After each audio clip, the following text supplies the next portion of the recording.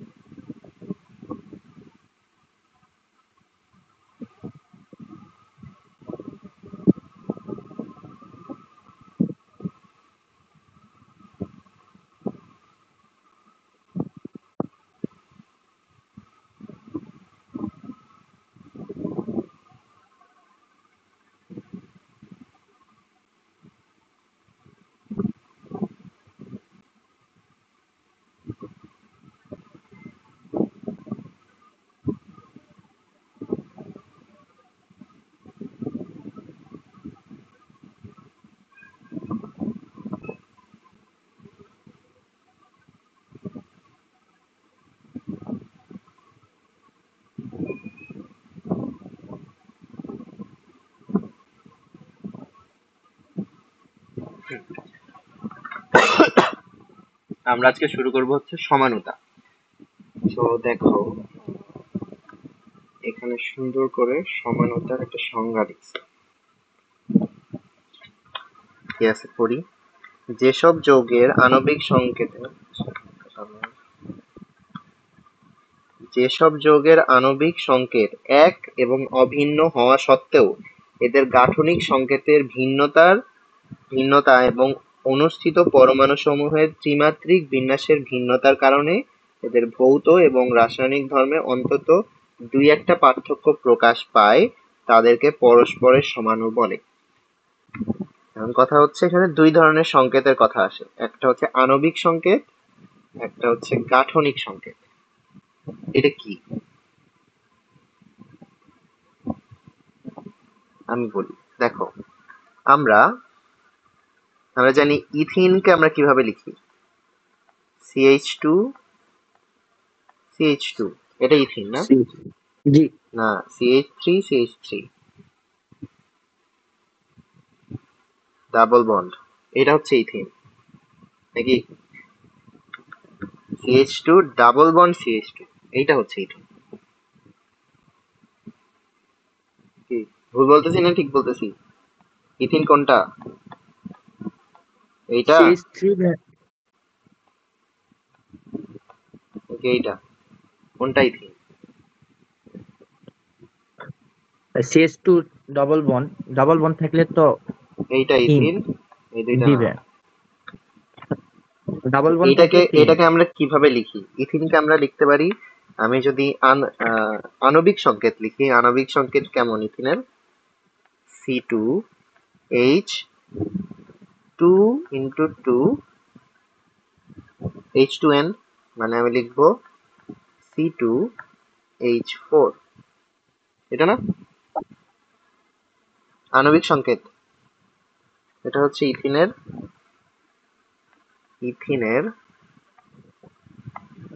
আণবিক সংকেত। গাঠনিক সংকেত কেমন? গাঠনিক সংকেত এরকম, C,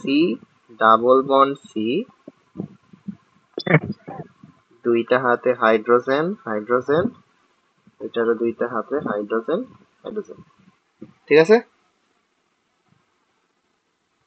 এটাই তো ইথিন, জি গাঠনিক ভাই। সংকেত। এটা হচ্ছে ইথিনের হ্যাঁ, গাঠনিক সংকেত, কারণ এটা দিয়ে তুমি গঠন বুঝতেছো। এবার বলো সাইক্লো সাইক্লো আচ্ছা, সাইক্লোতে যাব না, ইথিনে না, আমরা হচ্ছে প্রোপিন লিখি। ইথিন না দিয়ে আমরা প্রোপিন লিখি, তাহলে এটা হয়ে যাবে 3, এটা হয়ে যাবে C3, ও এটা হয়ে যাবে H3 × 2, হচ্ছে C3H6। গাঠনিক সংকেত কেমন হবে? গাঠনিক সংকেত হবে, ধরো ধরো যে কোনো একটা, আমার ডাবল বন্ড তো যে কোনো জায়গায় থাকতে পারে। তো আমি লিখলাম C, এর হচ্ছে হাতে দুইটা হাইড্রোজেন, এর হাতে একটা হাইড্রোজেন, এর হাতে দুইটা hydrogen, H H H H, এটা আমার প্রোপিন, 1 প্রোপিন। তাহলে প্রোপিনের আণবিক সংকেত আর গাঠনিক সংকেত লিখলাম। এবার কথা হলো সাইক্লোপ্রোপেন। সাইক্লোপ্রোপেন দেখতে কেমন? গাঠনিক সংকেত C bond C bond C bond C, এরকম দেখতে। এর হাতে দুইটা, এর হাতে দুইটা, এর হাতে দুইটা, এরকম দেখতে না? জি। কোথাও এক জায়গায় ভুল করতেছি। এর একটা হাতে আরেকটা হাইড্রোজেন হবে, তাই না? এক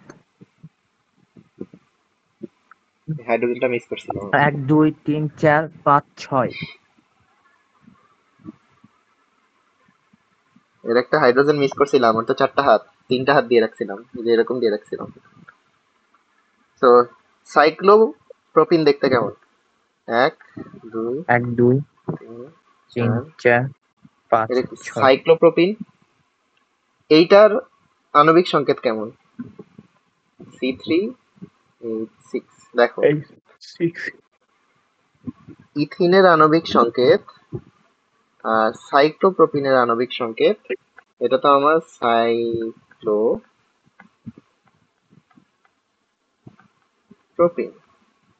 আর এটা ছিল আমার সাইক্লোপ্রোপিন, না আসলে সাইক্লোপ্রোপেন।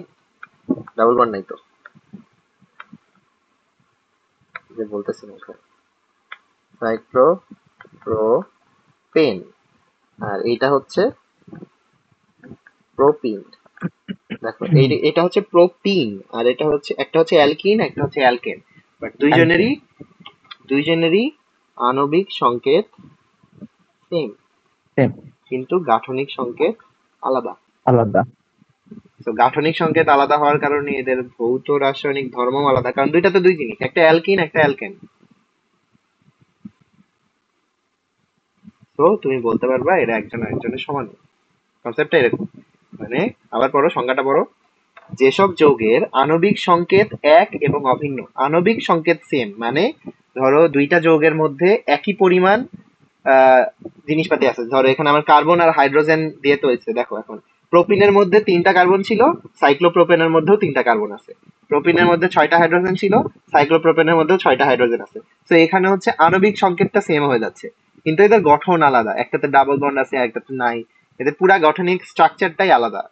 দেখো, সেজন্য বলছে যে যেসব যৌগের আণবিক সংকেত সেম, এক বা অভিন্ন, এটা হল এক বা অভিন্ন হওয়া সত্ত্বেও এদের গাঠনিক সংকেতের ভিন্নতা এবং এদের অনুষ্ঠিত পরমাণু সমূহের, এদের মানে এদের গাঠনিক সংকেতটা যেসব পরমাণু দিয়ে গঠিত, তাদের ত্রিমাত্রিক বিন্যাস।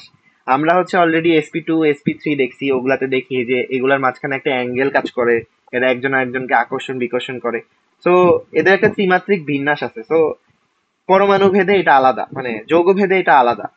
তো এদের ত্রিমাত্রিক বিন্যাসের ভিন্নতা আর গাঠনিক সংকেতের ভিন্নতার কারণে এদের ভৌত ও রাসায়নিক ধর্ম আলাদা হয়, যদিও এদের আণবিক সংকেত সেম। এদেরকে একে অপরের বা পরস্পরের সমাণু বলে।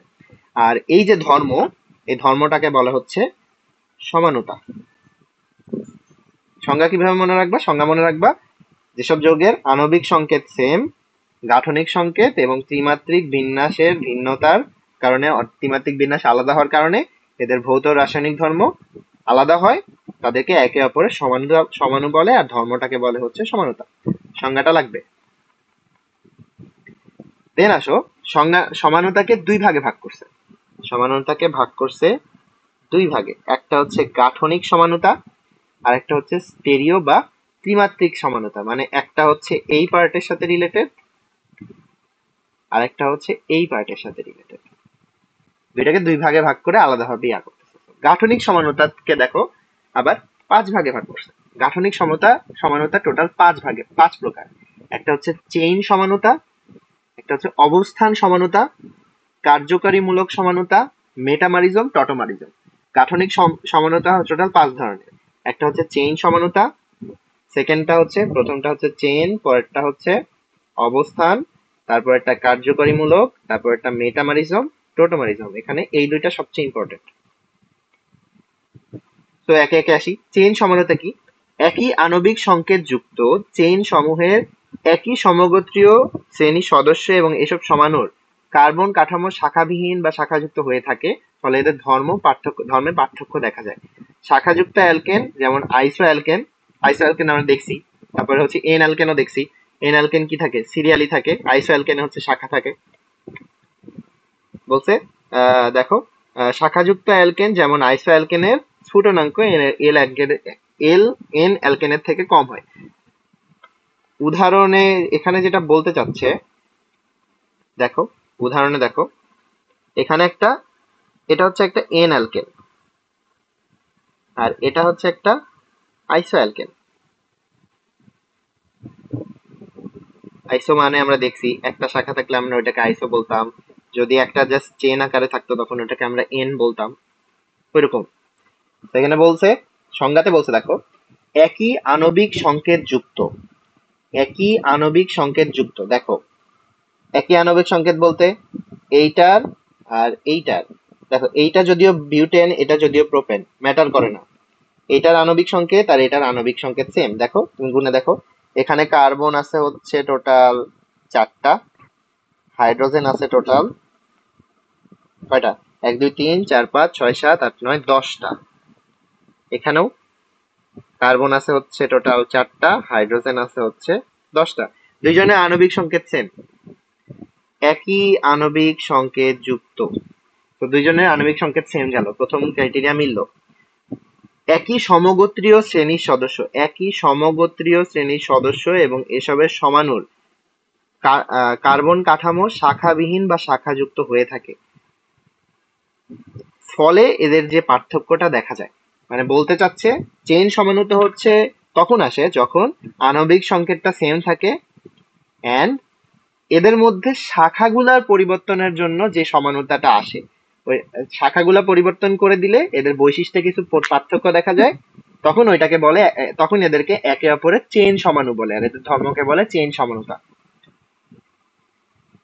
বৈশিষ্ট্যগুলা দেখো, একটা উদাহরণ দিয়ে দেখাইছে যে বিউটেন আর 2 মিথাইল প্রোপেন বা আইসোবিউটেন উভয় যৌগের আণবিক সংকেতই হচ্ছে C4H10, কিন্তু এদের কার্বন শিকলের গঠনটা ভিন্ন আর এদের স্ফুটনাঙ্কে একটু পার্থক্য দেখা যায়।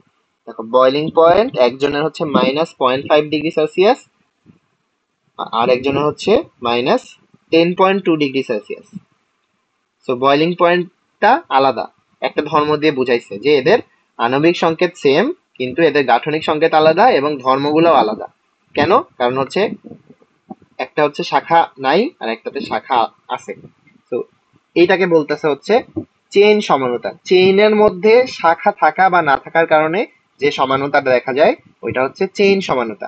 এইটার সাথে তোমার অবস্থান সমানতাটার একটু কনফিউশন লাগে। তো ওইটাতে দেখি কি বলছে, দেখো অবস্থান সমানতা আবার কি। অবস্থান সমানতা বলছে একই আণবিক সংকেত যুক্ত, প্রত্যেকটাতে এই জিনিসটা থাকবেই, সবার আণবিক মানে তুমি যাদের মধ্যে তুলনা করবো ওদের আণবিক সংকেতটা সেম হইতে হবে। কার্বন শিকলের দ্বিবন্ধন, ত্রিবন্ধন বা কার্যকরী মূলকের অবস্থানের পার্থক্য হেতু যে সমানতার উদ্ভব ঘটে। দেখো, এটা বিউট 1 ইন, এটা বিউট 2 ইন। এখানে 1 নাম্বার কার্বনে ইন ছিল, এখানে 2 নাম্বার কার্বনে ইন ছিল। দুইজনেরই আণবিক সংকেত সেম, কিন্তু এই ডাবল বন্ডের অবস্থান আলাদা হওয়ার কারণে এদের নাম আলাদা হয়ে গেছে। নাম আলাদা হওয়ার কারণে কিছু বৈশিষ্ট্য চেঞ্জ হয়ে গেছে। সেটাকে বলতেছে অবস্থান সমানতা। দ্বিতীয় উদাহরণ, একটা হচ্ছে প্রোপানল 1, এটার 1 নাম্বার কার্বনে অল ছিল। এটা হচ্ছে প্রোপানল 2, এটা 2 নাম্বার কার্বনে অল ছিল। কার্যকরী মূলকটা একজনের 1 নাম্বার কার্বনে আছে, একজনের 2 নাম্বার কার্বনে আছে। এই যে অবস্থানের ভিন্নতার কারণে যে সমানতা দেখা যাচ্ছে ওইটাকে বলতেছে অবস্থান সমানতা। কার্যকরী মূলকের অবস্থানের উপর ডিপেন্ড করে যে সমানতাটা আসে ওইটা। প্রথমত দুইজনের আণবিক সংকেত সেম হইতে হবে, নাহলে সমানতা হবে না। এরপরে সেকেন্ড ইয়াতে কিসের ভিত্তিতে হচ্ছে আমরা সমানতা বলতেছি ওইটা আসবে। তো প্রথমে আমরা দেখলাম ওইটা ছিল হচ্ছে চেইন সমানতা, চেইনের শাখা থাকবে কি থাকবে না এটার উপর ডিপেন্ড করে কিছু বৈশিষ্ট্যে পার্থক্য আসে, ওইটাকে বলা হচ্ছে চেইন সমানতা। অবস্থান সমানতা হচ্ছে কার্যকরী মূলকের অবস্থানের উপর ডিপেন্ড করা। দুইটাই দেখো, দুইটাই বিউটিন, কিন্তু একটা 1 বিউটিন একটা 2 বিউটিন। এই যে অবস্থানের উপর ডিপেন্ড করে যেটা আসলো এটাকে বলতেছে অবস্থান সমানতা। থার্ড, কার্যকরী মূলক সমানতা। কার্যকরী মূলকটাই চেঞ্জ হয়ে যাবে। এদের মধ্যে আবার ইয়ে আছে দেখো, কার্যকর এখানে দেখো ইথানলের উদাহরণ দিছে, আর একটা দিছে ডাইমিথাইল ইথার।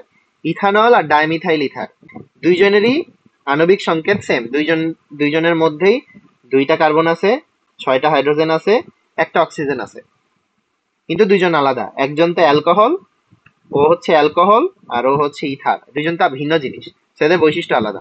সেই যে কার্যকরী মূলক চেঞ্জ হয়ে গেছে, একটার ওএইচ আর একটা হচ্ছে ইথার।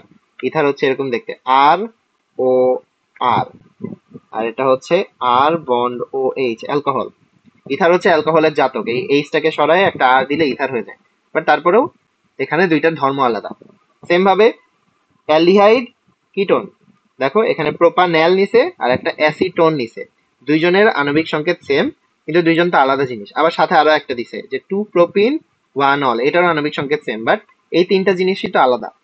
এদের তিনটা জনের ধর্ম আলাদা, একজন অ্যালডিহাইড, একজন কিটোন, একজন অ্যালকোহল। তো এই যে কার্যকরী মূলকই চেঞ্জ হয়ে গেল, এটার উপর ডিপেন্ড করে যে সমানুটা আসতেছে। প্রথম বৈশিষ্ট্য আণবিক সংকেত সেম, এটা সেমই আছে, কিন্তু কার্যকরী মূলকটা ভিন্নতার কারণে ওদের বৈশিষ্ট্য পরিবর্তন আসতেছে, সেগুলাকে বলতেছি কার্যকরী মূলক সমানুতা। এই তিনটা বুঝছো কি বলছে?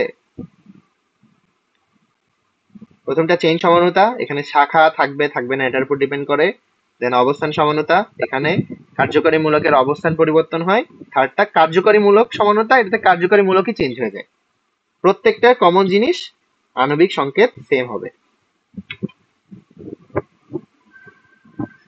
ওকে, জি ভাই। এবার আসো মেটামারিজমে। মেটামারিজম কি জিনিস দেখো, বলছে একই সমগোত্রীয় শ্রেণীর অন্তর্ভুক্ত সমাণুগুলোতে যখন কার্যকরী মূলকের উভয় পাশে কার্বন সংখ্যার বা অ্যালকাইল মূলকের ভিন্নতা থাকে, তখন সেসব সমাণুকে মেটামার বলে।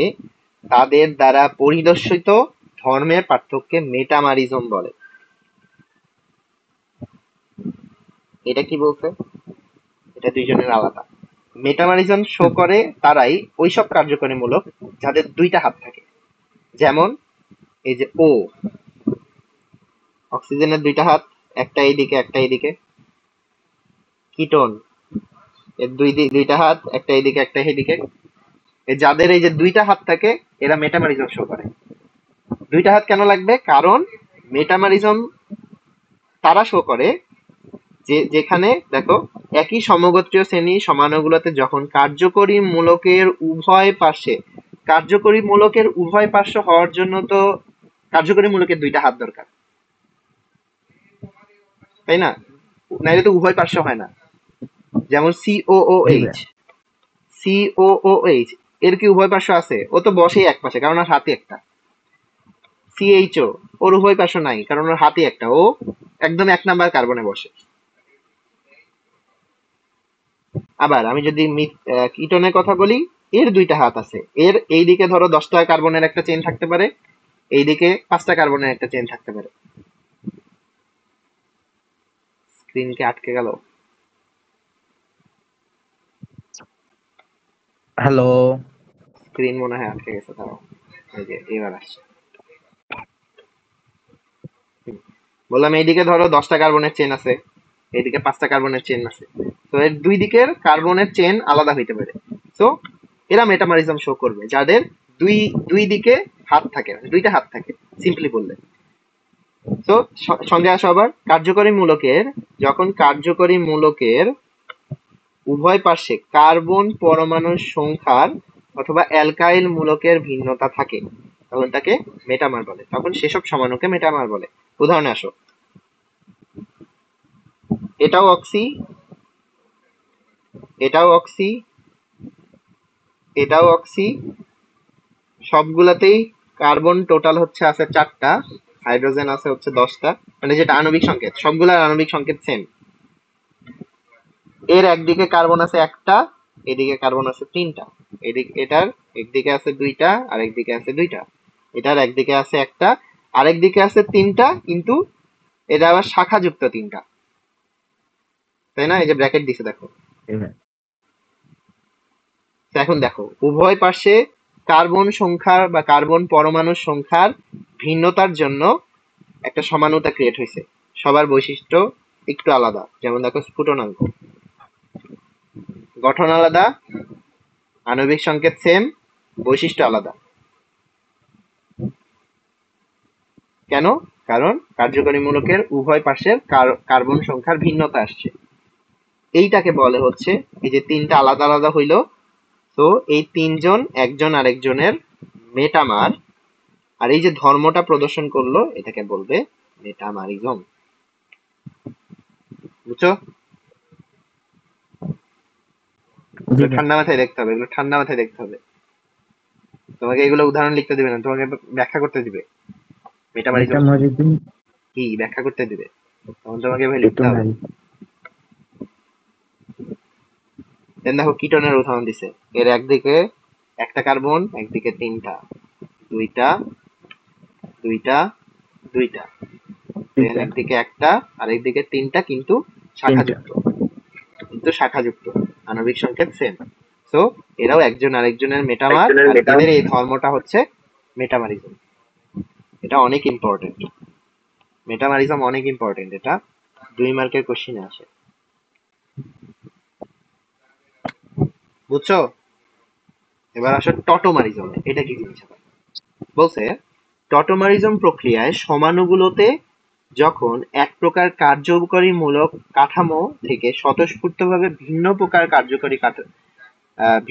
কার্যকরী মূলকে রূপান্তরিত হয় এবং উভয় কাঠামো সাম্যাবস্থায় বিরাজ করে, এজন্য টটোমারিজমকে গতিশীল কার্যকরী মূলক সমানুতা বলে। এখানে কি বলতে যাচ্ছে, পরের উদাহরণটা দেখো। পরে বলছে প্রোপানন। এটা হচ্ছে প্রোপানন। প্রোপানন কি? 3 কার্বন বিশিষ্ট কিটন, সি ডাবল বন্ড ও, তাই না? প্রোপানন। এটাতে যেটা হইছে, এটাতে প্রথমে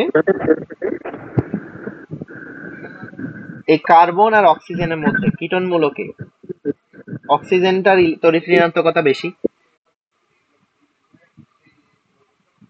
তাই না? ও যেটা করছে, ও এই পাই বন্ডের ইলেকট্রনকে নিজের দিকে আকর্ষিত করছে, আকর্ষিত করে নেগেটিভ হয়ে গেছে। এর ফলে কি হয়েছে? নেগেটিভ হয়ে গেছে। আর পাশে ও নেগেটিভ হয়ে যাওয়ার কারণে এর একটু শর্টেজ পড়ছে। এইটা একটু আরেকবার ভাইয়া। কার্বন আর অক্সিজেন ডাবল বন্ড আছে, carbon oxygen double bond create করছে। দেখো জি। দুইজনের মধ্যে তড়িৎ ঋণাত্মকতা কার বেশি? অক্সিজেনের। ইলেকট্রন আসক্তি বেশি হচ্ছে অক্সিজেন। অক্সিজেন। অক্সিজেন ওই ডাবল বন্ডের পাই ইলেকট্রন গুলাকে নিজের দিকে আকর্ষিত করে নেগেটিভ হয়ে গেছে। সেই জন্য এটাকে দেখাইছে এইভাবে। তাহলে এখন অক্সিজেন নেগেটিভ মানে হচ্ছে ও মাইনাস, কার্বন হয়ে গেছে পজিটিভ, ওর একটা ইলেকট্রন শর্ট পড়ছে, এই জায়গায় একটা ইলেকট্রন শর্ট পড়ছে। সেই জন্য কি করছে, হাইড্রোজেন একে একটা ইলেকট্রন দিয়ে এই শর্টেজটা মিলাইছে। হাইড্রোজেন যে এক জোড়া ইলেকট্রন দিল, ও এখানে কি করছে, ও এখানে একটা ডাবল বন্ড ক্রিয়েট করছে। মানে এখানে দেখো, এখানে অক্সিজেনের যেটা করছিল, অক্সিজেন পাই ইলেকট্রন গুলাকে, এই ডাবল বন্ডের পাই ইলেকট্রনকে নিজের দিকে টেনে নিছিল। হাইড্রোজেন কি করছে, এখানে ইলেকট্রন দিছে ওখান থেকে, সো এখানে একটা ডাবল বন্ড ক্রিয়েট হয়েছে, কার্বনের ইয়াটা ফিল হয়ে। আর হাইড্রোজেন কি হয়েছে, হাইড্রোজেন এইচ প্লাস হয়েছিল, অক্সিজেন যেহেতু নেগেটিভ হয়েছিল, ও এসে এই অক্সিজেনের সাথে যুক্ত হয়েছে, দিয়ে OH তৈরি করছে, আর এখানে ডাবল বন্ড তৈরি হয়েছে, দিয়ে এটাকে কি বানাইছে, এটা হচ্ছে একটা ইন অল, যেখানে OH ও আছে, আবার ডাবল বন্ডও আছে। মেইন কথা হচ্ছে, তোমাকে এত ইলেকট্রন আদান প্রদান ব্যাখ্যা করতে হবে না, তোমাকে উদাহরণ একটা মনে রাখতে হবে, মাথায় রাখতে হবে যে কিটন থেকে ইন অল যৌগ তৈরি হবে, যেখানে ইনো থাকবে অলও থাকবে, এদের মধ্যে ক্রমাগত বিক্রিয়া চলবে, মানে এটা থেকে এটা তৈরি হবে, আবার এটা থেকে এটা তৈরি হবে, চেঞ্জ হইতে থাকবে। সেই জন্য এটাকে বলতেছে গতিশীল কার্যকরী মূলক দুইজনের আণবিক সংকেত সেম। এটা থেকে যেহেতু ওটা তৈরি হচ্ছে, ক্রমাগত এ থেকে বি তৈরি হচ্ছে, আবার বি থেকে এ তৈরি হচ্ছে, তো এখানে তো কোনো কিছু লস নাই, দুইজনের আণবিক সংকেত সেম, কিন্তু যৌগ তো আলাদা, একজন কিটোন আর একজন ইনল যৌগ। তো কিছুক্ষণ পর পর এদের বৈশিষ্ট্য আলাদা। এবার সংজ্ঞায় আসো, কি বলছে? টটোমারিজম প্রক্রিয়ায় সমাণুগুলোতে যখন এক প্রকার কার্যকরীমূলক কাঠামো থেকে, এক ধরনের কার্যকরীমূলক কাঠামো থেকে স্বতঃস্ফূর্তভাবে ভিন্ন আরেক প্রকার কার্যকরীমূলক কাঠামোতে রূপান্তরিত হয় এবং উভয় কাঠামো সাম্যাবস্থায় বিরাজ করে, এজন্য টটোমারিজমকে গতিশীল কার্যকরীমূলক সমানুতা বলে। মানে একটা সময় কিটোন ছিল, কিছুক্ষণ পর ইনল হয়ে গেছে, আবার কিছুক্ষণ পর কিটোন হবে, আবার কিছুক্ষণ পর ইনল হবে, এই চেঞ্জটা হইতে থাকবে, এটাই সাম্যাবস্থা ক্রিয়েট করে রাখবে। সাম্যাবস্থায় দুইজনই থাকবে, কিটোনও থাকবে আবার ইনলও থাকবে, এরা একজন আরেকজনের মধ্যে চেঞ্জ হইতে থাকবে। সেই জন্য এদেরকে বলতেছে গতিশীল কার্যকরীমূলক সমানতা। দুইজনের আণবিক সংকেত সেম, বাট গঠন আলাদা, ধর্ম আলাদা, এটাকে বলতেছে টটোমারিজম। এটা একটু কঠিন, টটোমারিজমটা একটু কঠিন মনে হতে পারে, বাট উদাহরণ তোমাকে এর বাইরে আর কিছু দিবে না, তোমাকে উদাহরণ এই একটাই দিবে ঘুরে ফিরে। তো একটা উদাহরণ মনে রাখতে হবে, মেটামারিজমটা ভালোভাবে পড়তে হবে, আর এই আগের তিনটা জাস্ট মাথায় রাখতে হবে। কি চেইন সমানুতাতে শাখা আসে দেখে ডিফারেন্স আসে, অবস্থান সমানুতাতে কার্যকরীমূলকের অবস্থান পরিবর্তন হয়, আর কার্যকরীমূলক সমানুতাতে তোমার কার্যকরীমূলকই চেঞ্জ হয়ে যায়, কিন্তু এই পাঁচটা সমানুতাতেই তোমার আণবিক সংকেতটা সেম থাকে। আণবিক সংকেতটা অবশ্যই সেম থাকতে হবে, চেঞ্জ হবে হচ্ছে গঠনে আর ধর্মে। এই পাঁচ ধরনের সমানতা হচ্ছে গাঠনিক সমানতা। এবার আমরা যাবো স্টেরিও বা ত্রিমাত্রিক সমানতাতে, এখানে হচ্ছে তোমার আরো জিনিসপাতি আসবে। সো দেখো এখানে আরো কিছু বলছে, কিটো ইনল টটোমারিজমের শর্ত। যে টটোমারিজমের কিছু শর্ত আছে, একটা হচ্ছে কার্বনিল মূলকযুক্ত অ্যালডিহাইড বা কিটোন যৌগ সাধারণত টটোমারিজম প্রদর্শন করে। তো টটোমারিজমে অবশ্যই কার্বনিল মূলক থাকতে হবে, মানে সি ডাবল বন্ড ও, এটা থাকতে হবে। এটা অ্যালডিহাইডেও থাকে, কিটোনেও থাকে। কিটোনে হচ্ছে কি আর বন্ড আর, আর অ্যালডিহাইডে আর সি ডাবল বন্ড, এখানে থাকে একটা এইচ। সো শুধুমাত্র অ্যালডিহাইড আর কিটোনরাই টটোমারিজম প্রদর্শন করে, প্রথম শর্ত। দ্বিতীয় শর্ত কি বলছে? দ্বিতীয়ত কার্বনিল মূলকের সাথে যুক্ত sp3 বা সম্পৃক্ত কার্বনের, দেখো কার্বনিল মূলকের সাথে যুক্ত sp3 সংকরিত বা সম্পৃক্ত কার্বন পরমাণুতে কমপক্ষে একটি আলফা হাইড্রোজেন পরমাণু থাকতে হবে। কোথায় হাইড্রোজেন পরমাণু? এইটাকে বলতেছে হাইড্রোজেন পরমাণু। এটা কিন্তু হচ্ছে এই কার্বনে কিন্তু টোটাল তিনটা হাইড্রোজেন, একটা দুইটা তিনটা। এটাকে আলাদাভাবে দেখাইছে কারণ টটোমারিজম শো করতে হবে, তাই এই যে এই এক্সচেঞ্জটা দেখানোর জন্য এটাকে আলাদাভাবে শো করছে। এখানে দুইটা দেখাইছে আর একটাকে আলাদাভাবে দেখাইছে। এগুলো প্রত্যেকটাই আলফা কার্বন। আলফা কার্বন কারা? আলফা কার্বন হচ্ছে 1 নাম্বার কার্বনের সাথে যারা 1 ডিগ্রি কার্বনের সাথে যারা যুক্ত থাকে তারা। দেখো আলফা হাইড্রোজেন কার্বন কেন বলতেছে? আলফা হাইড্রোজেন হচ্ছে 1 ডিগ্রি কার্বনের সাথে যারা যুক্ত থাকে তারা। তো এই কার্বনটা কয়টা কার্বনের সাথে যুক্ত আছে? একটা। তো এটা একটা 1 ডিগ্রি কার্বন। সেকেন্ড কার্বনটা কয়টা কার্বনের সাথে যুক্ত আছে?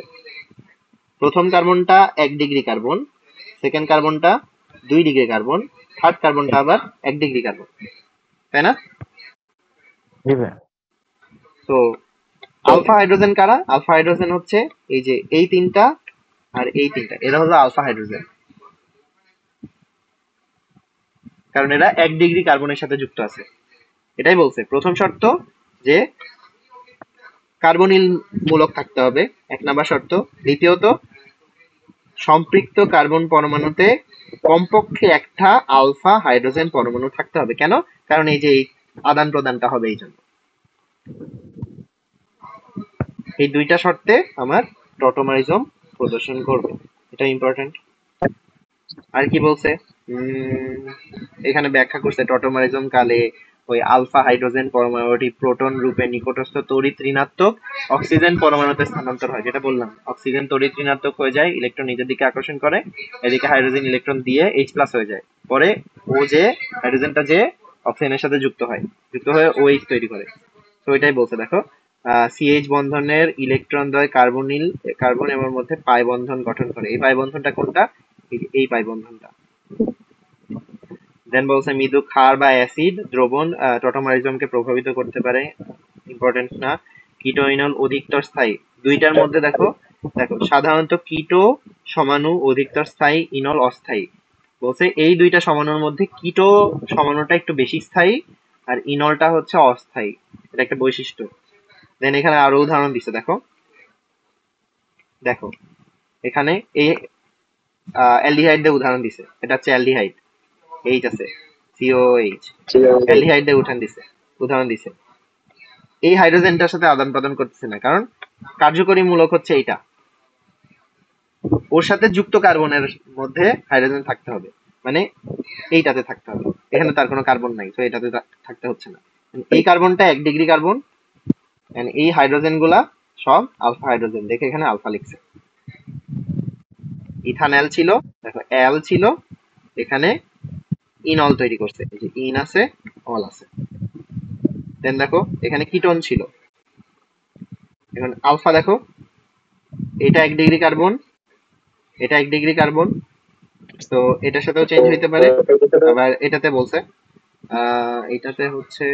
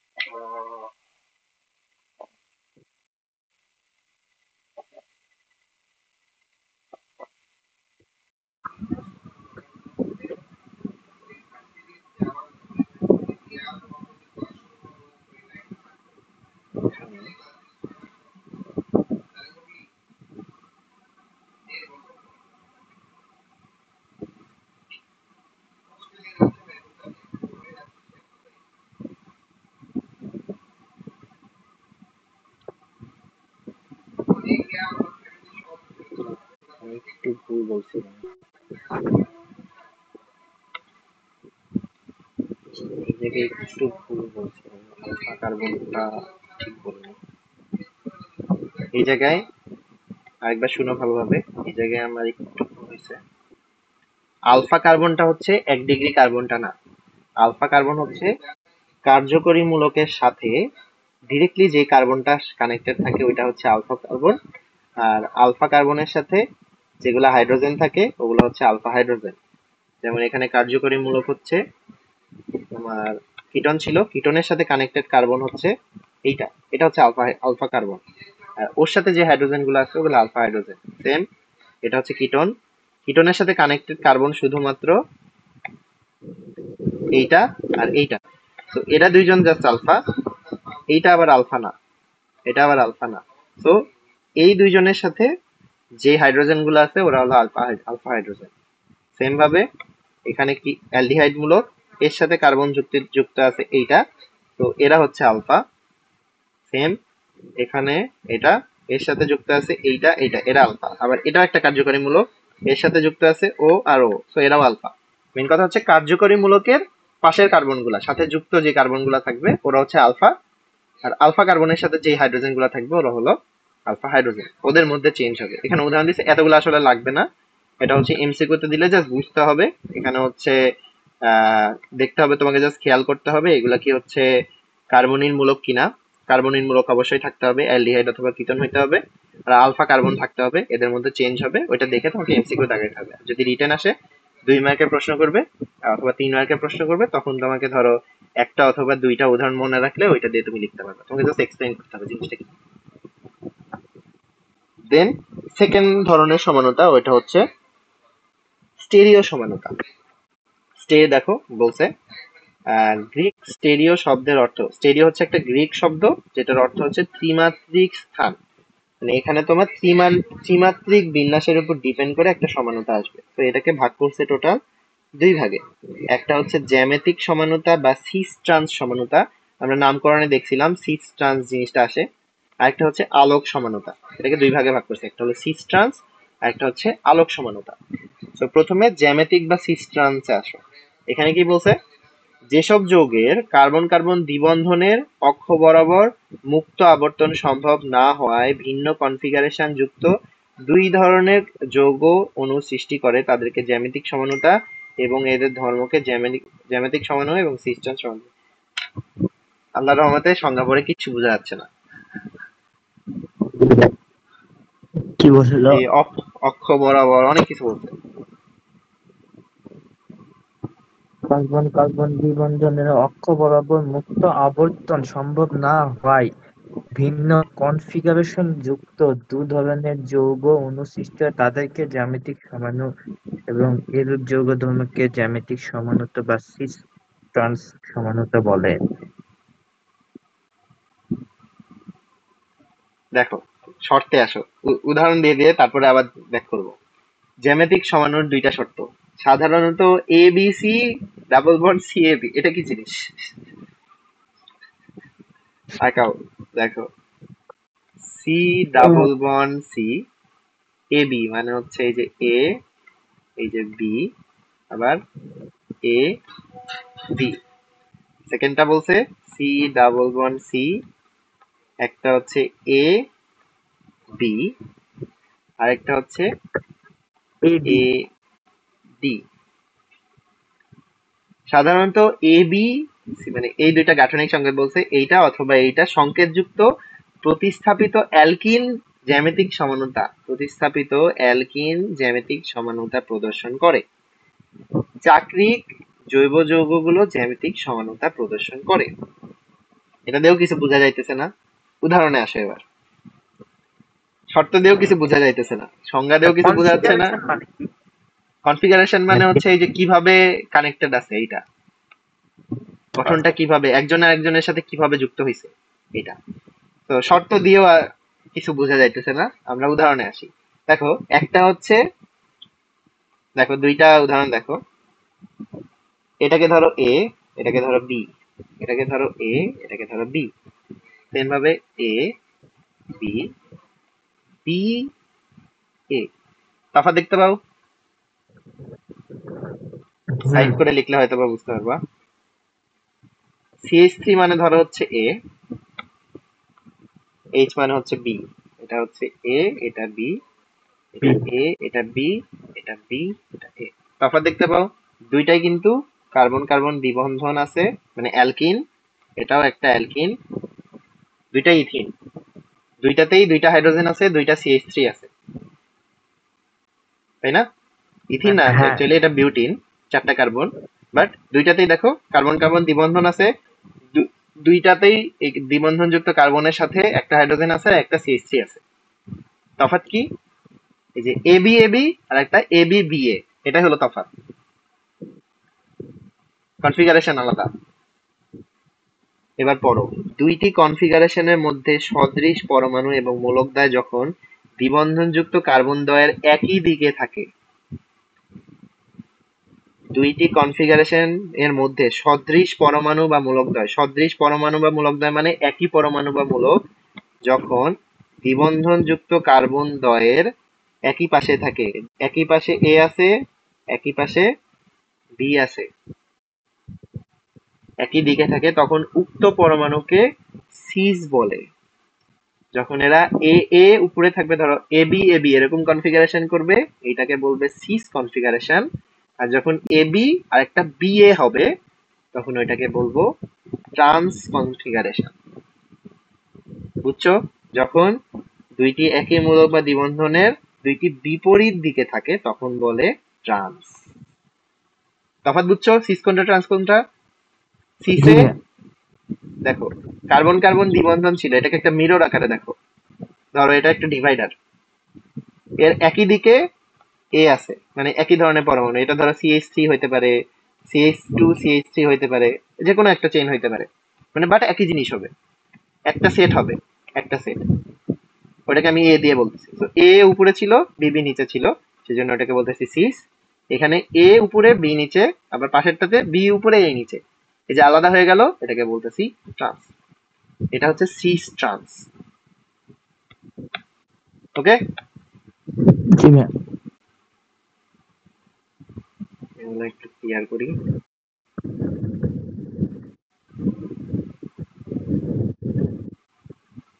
আরেকটা উদাহরণ দিছে, দেখো।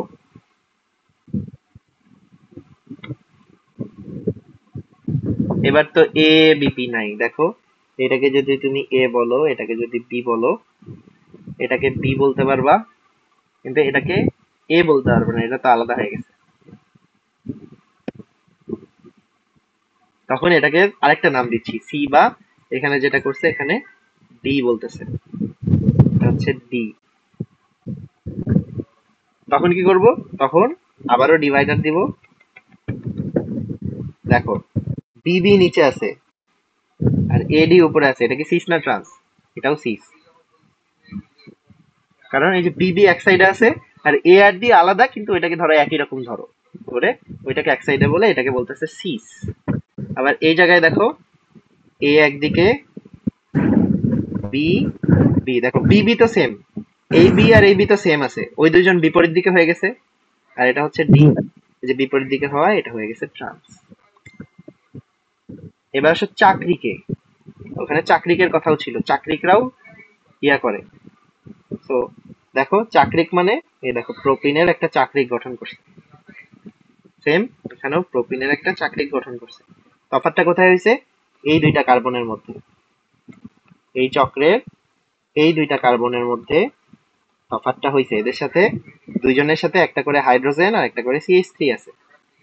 এখন আবারও যদি এবিসিডি তে যাও তুমি, এটা হচ্ছে এ, এটা বি, এটা হচ্ছে এ, এটা হচ্ছে বি, তাহলে এটা সিস ডায়ামিথাইল সাইক্লোপ্রোপেন। আর এখানে এ বি বি এ, এটা হচ্ছে ট্রান্স 1,2-ডাইমিথাইল সাইক্লোপ্রোপেন। দুইজনই 1,2-ডাইমিথাইল সাইক্লোপ্রোপেন, কিন্তু একজন হচ্ছে সিস, একজন ট্রান্স, কারণ এই যে গাঠনিক সংখ্যাটা আলাদা। বুঝতে পারছো? এখানে দেখো দুইজনই পেন্টিন, টু পেন্টিন, দুইজনই টু পেন্টিন, কিন্তু একজন সিস একজন ট্রান্স। এখানে দুইজনই টু বিউটিন, কিন্তু একজন সিস একজন ট্রান্স। এটা হলো তফাৎ সিস আর ট্রান্স। যদি একই সাইডে থাকে তখন বলবো হচ্ছে সিস, আর যদি আলাদা সাইডে মানে উল্টা হয় তখন বলবো হচ্ছে ট্রান্স। এবার আসো ট্রান্স। এই পার্ট, এখানে যে এ বি সি বলছে, দুইটা অপশন দিছে কেন? এ বি সি, এ বি মানে হচ্ছে এই যে ডাবল বন্ড, এটার সাথে ধরো এই যে এ বি, এ বি এরকম দেখতেছিলাম, এটাতে আবার জি হচ্ছে কি হয়ে যাচ্ছিল, এখানে বি এ হয়ে যাচ্ছিল, তাই আমি সি স্যার ট্রান্স করছিলাম, রাইট? এরকম হয়ে যাচ্ছিল তো। বুঝি না। এখানে এখানে তো সি এডি আছে, এবিসি ডবল বন্ড সি এডি। এডিতে পরে আসো, এডি বুঝাচ্ছি তো, আগে প্রথমটাতে আসো, এটা মিলছে, এরকম আমরা দেখছি। জি ভাই মিলছে। সিস ট্রান্স যদি দুইটাই গেল। এখন আরেকটা কি দেখছিলাম, আরেকটা দেখছিলাম সি ডাবল বন্ড সি, একদিকে এ, একদিকে বি, একই পাশে বিপরীত পাশে একদিকে থাকলে তার এ, একদিকে ডি, অথবা এটা ডি, এটা এ, আবারও সিস ট্রান্স পাইছিলাম। এই যে সেকেন্ড উদাহরণটা, এ বি, আচ্ছা বি দিয়ে বলছিলাম, A B, A B D B, আচ্ছা বি বি উল্টা উল্টা লিখছি। এটা লিখবো হচ্ছে এ বি, সেকেন্ড উদাহরণটা, একটা হচ্ছে এ বি, এ বি, একটা হচ্ছে এ ডি, এটা একটা, আর একটা হচ্ছে লিখবো ডি। সেকেন্ডটা দেখো, এখানে বলছে জ্যামিতিক সমানতার জন্য কনফিগারেশন বেশি নাই, একটা হচ্ছে কার্বন কার্বন দ্বিবন্ধন এইটুকু থাকতেই হবে, এই মাঝের এইটুকু থাকতেই হবে। চেঞ্জ হবে কোথায়? এর সাথে যুক্তগুলাতে। যুক্তগুলার আবার দুই ধরনের কনফিগারেশন, এটার সাথে একই ধরনের এ যুক্ত হইতে পারে, আবার একই ধরনের বি যুক্ত হইতে পারে, আবার তিন ধরনের যুক্ত হইতে পারে, এ, ডি আর বি। এটাই তো দেখছি আমরা, ওটাই এখানে লিখছে। একটা হচ্ছে কার্বন কার্বন দ্বিবন্ধনের সাথে এবি এবি যুক্ত হইতে পারে, অথবা কার্বন কার্বন দ্বিবন্ধনের সাথে এবি এডি যুক্ত হইতে পারে। এদের একজন আরেকজনের এক্সচেঞ্জের জন্য আমি পাবো সিস অথবা ট্রান্স। আমরা উদাহরণ সহ দুইটারই দেখছি, এটা প্রথম উদাহরণে দেখছি, এটা দ্বিতীয় উদাহরণে দেখছি। থার্ডটা কি বলছে? চাক্রিক যৌগ সমূহে আমরা সাইক্লোপ্রোপিন দেখছি, কার্বন বন্ড CH2 বন্ড, এর হাতে ভিন্নতার কারণে এ বি এ বি এটা হচ্ছে সিস, আর বি এ এটা হচ্ছে ট্রান্স। এটা দেখছি। সেম ভাবে এই যৌগটার জন্য আমার হইতে পারে সি বন্ড সি CH2, এটারও তো এ বি, আবার এটার হাতেও তো হচ্ছে আগেরটার মতো এ ডি থাকতে পারে, আবার ডি এ হইতে পারে।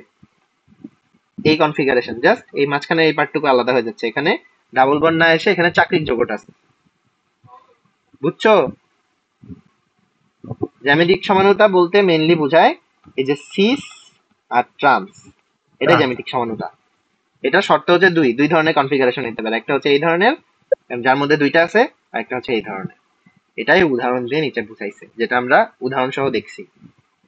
ওকে, সেম ভাবে দেখো আরো একটা উদাহরণ দিছে, ডাবল বন্ড, এটাকে বলবো ধরো এ, এটাকে বলবো বি, এটা এ এটা বি, আবার এ বি বি এ। তো দেখো দুইটাই বিউটিন ডাইওয়িক অ্যাসিড, একটা হচ্ছে সিস একটা হচ্ছে ট্রান্স। এই দুইজনের আবার নাম আলাদা হয়ে গেছে, এটাকে আমরা ডাকি ম্যালিক অ্যাসিড, এটাকে ডাকি ফিউমারিক অ্যাসিড। এটা অত ইম্পর্টেন্ট না, তোমার ইম্পর্টেন্ট, তোমার জাস্ট মনোযোগ থাকবে সিস আর ট্রান্স। নিচে আবার দেখাইছে বৈশিষ্ট্য আলাদা, সিসের 135 ডিগ্রি গলনাঙ্ক, ট্রান্সের হচ্ছে বেশি। এটা বলতে জাস্ট এই যে উপর নিচে হওয়ার কারণে এদের গলনাঙ্ক প্রায় ডাবল হয়ে গেছে, বৈশিষ্ট্য আলাদা। এটাই তো আণবিক সমানুতার ইয়া। এই দুইজনের কিন্তু আণবিক সংকেত সেম, আণবিক সংকেত সেম, গঠনও বলতে গেলে একই ধরনেরই হচ্ছে, কিন্তু এই যে উপর নিচে এই যে ত্রিমাত্রিক বিন্যাসে পরিবর্তন হচ্ছে দেখে আমরা এক ধরনের সমানতা পেয়ে যাচ্ছি। সেটাই তো পড়ছিলাম আমরা, এই যে আমার ত্রিমাত্রিক কনফিগারেশনের উপর ডিপেন্ড করে স্টেরিও সমানুতাকে দুই ভাগে ভাগ করা হয়, একটা হচ্ছে জ্যামিতিক সমানুতা বা সিস ট্রান্স সমানুতা, আর সেকেন্ডটা হচ্ছে আলোক সমানুতা, যেটা আমরা এখনো দেখি নাই। এবার আমরা যাব আলোক সমানুতাতে। এখানে আরো একটা উদাহরণ দিছে, যেমন ধরো এটা এ, এটা এ,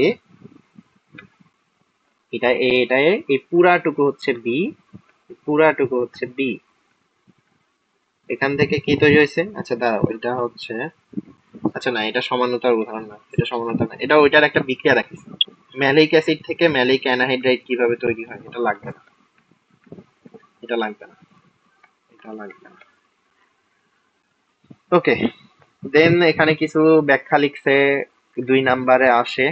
দেখো বলছে সিস সমাণুর পানিতে দ্রবণীয়তা ট্রান্স সমাণুর চেয়ে বেশি। কেন? কি বলছে দেখি। কঠিন অবস্থায় সিস সমাণুর কেলাসে অণুগুলো খুব সুষ্ঠুভাবে বিন্যস্ত থাকে না, ফলে সিস সমাণুর কেলাস ল্যাটিসে অণুগুলোর মধ্যে ট্রান্স সমাণুর তুলনায় ল্যাটিস শক্তি কম থাকে।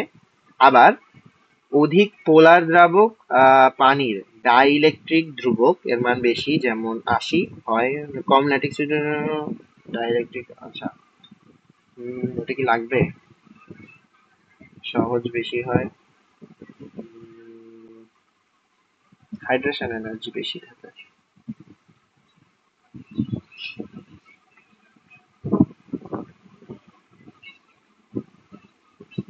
একটা বলছে ঘনত্বের কথা, এটা মনে হয় লাগবে না, এটা মনে হয় লাগবে না, আমার খেয়াল নাই এখান থেকে কিছু আসে কিনা, এটা আমি চেক করব,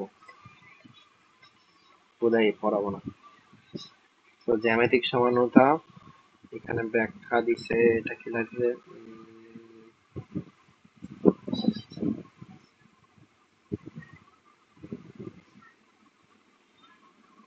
না এটাও লাগবে না। এই ব্যাখ্যাটাও লাগবে না, তোমার জাস্ট জ্যামিতিক সমানতার ক্যাটাগরি গুলা লাগবে, যেটা আমরা দেখলাম জিনিসটা কি আসলে, এটা বুঝলেই হবে, এই এক্সপ্লেনেশনটার দরকার নাই। এবার আসো আলোক সমানতাতে, মানে যেটা আমার সেকেন্ডটা ছিল ওইটা।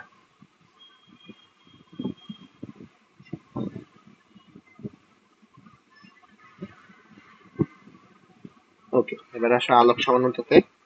আলোক সমানতার আবার সংজ্ঞা পড়ো।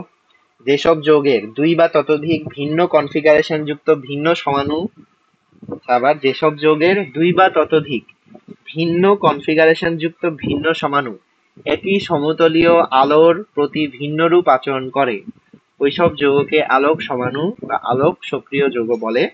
এক সমতলীয় আলো, এক সমতলীয় আলোর ক্ষেত্রে জৈব প্রক্রিয়া আলোক আবারও সেই কথা যেটা আমরা বুঝতেছি না। দেন আসো, আলোক সমাণুতে নিম্নোক্ত বৈশিষ্ট্য থাকে। অপ্রতিসম কার্বন পরমাণু বা কাইরাল কার্বন থাকবে। কার্বন সমাণুর কনফিগারেশনের পরস্পরের দর্পণ প্রতিবিম্ব হবে। থার্ড, উভয় কনফিগারেশন পরস্পরের অসমানুপাতিক হবে। এটা কি জিনিস? একে একে প্রথমে আসো, অপ্রতিসম কার্বন বা কাইরাল কার্বন কি? আমরা এর আগে দেখছি একটা আলফা কার্বন আছে। আলফা কার্বন কি? কার্যকরী মূলকের সাথে সাথে ডিরেক্টলি যে কার্বনটা যুক্ত থাকে। সাপোজ একটা কার্যকরী মূলক সিএইচও, এটা তো কার্যকরী মূলক, এর সাথে যে কার্বনটা যুক্ত থাকবে ওইটাকে বলি আমরা আলফা কার্বন। এবার আলফা কার্বনের সাথে যে হাইড্রোজেনটা যুক্ত থাকে ওইটাকে বলি আলফা হাইড্রোজেন। এটা হচ্ছে আলফা। কাইরাল কার্বন হচ্ছে যদি কোনো কার্বনের চারটা হাতে চারটা ভিন্ন জিনিস থাকে। ধরো এই হাতে একটা ওএইচ আছে, এই হাতে একটা হাইড্রোজেন আছে, এই হাতে আছে একটা ধরো CH3, আর এই হাতে ধরো আছে একটা কি থাকতে পারে, এখানে ধরো আছে একটা CH2 CH3 সাপোজ। তাইলে এটা, এইটা, এইটা, এইটা চারটা জিনিস কি সেম? চারটা জিনিস কি সেম?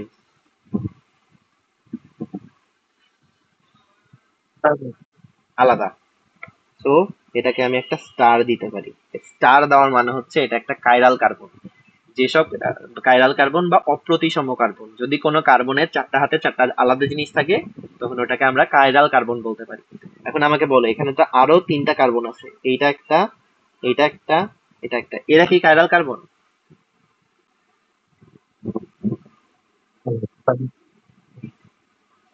কাইরাল কার্বনের অর্থ হচ্ছে চারটা হাতে চারটা আলাদা জিনিস থাকবে।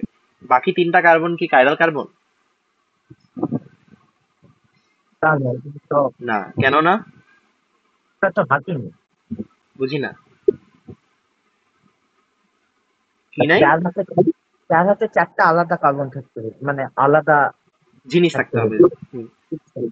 এরা কাইরাল মানে কার্বন না কেন? এখানে তো এখানে তো এক্সট্রা হাত নেই। ওই কার্বনে কয়টা হাত? চারটা না? এখানে তো চারটা হাতে কি কি আছে? CH3 OH H আর CH2 CH3। ওইটার না, ধরো হচ্ছে এইটার, এই যে এই কার্বনটা ধরো, দেখাই যাইতেছে না, দাঁড়াও অন্য কালি দিয়ে লিখি। এই কার্বনটা ধরো, এই কার্বনটা কি কাইরাল কার্বন? কেন? আপনি বললেন যে মোট চারটা হাতে চারটা আলাদা থাকতে হবে। হুম, এটা কেন? এটারও তো, এই কার্বনের তো চারটা হাত আছে, বাট কাইরাল কার্বন না কেন?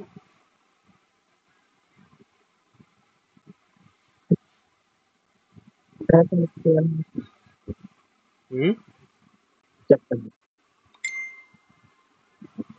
বুঝি নাই। এটা তো আলাদাই তো।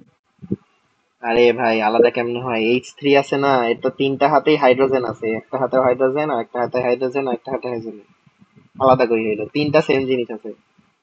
সেম ভাবে এর H2 আছে, এর H3 আছে, ওদের তো তিনটা দুইটা হাতে জাস্ট হাইড্রোজেনই আছে, হাইড্রোজেন হাইড্রোজেন সেম হয়ে গেল না? শুধুমাত্র এই একটা কার্বনের চারটা হাতে চারটা আলাদা জিনিস পাচ্ছি, বাকি কারোই পাচ্ছি না। বুঝছো তফাৎ?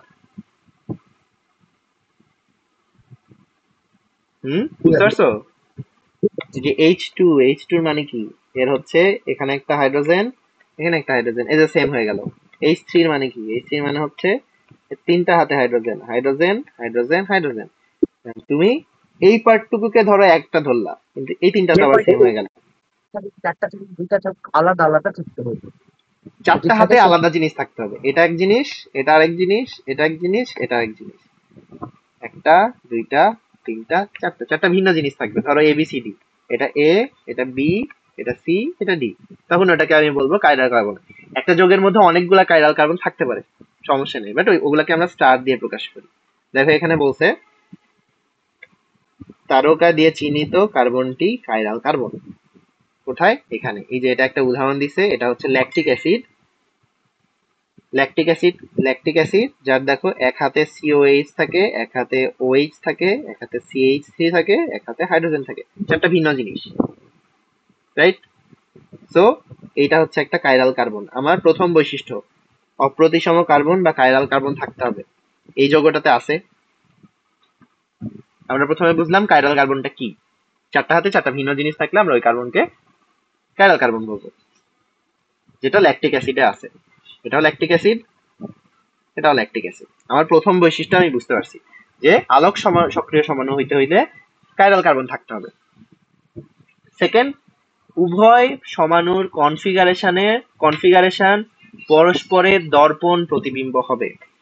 এই যে এটা 1 নাম্বার সমাণু, এটা 2 নাম্বার সমাণু, মাঝখানে দর্পণ রাখছে, একজন আরেকজনের প্রতিবিম্ব হবে। এই দর্পণে যদি তুমি 1 নাম্বারটাকে দেখো 2 নাম্বারের মতো লাগবে, মানে জাস্ট উল্টায় দাও, জাস্ট উল্টায় দাও।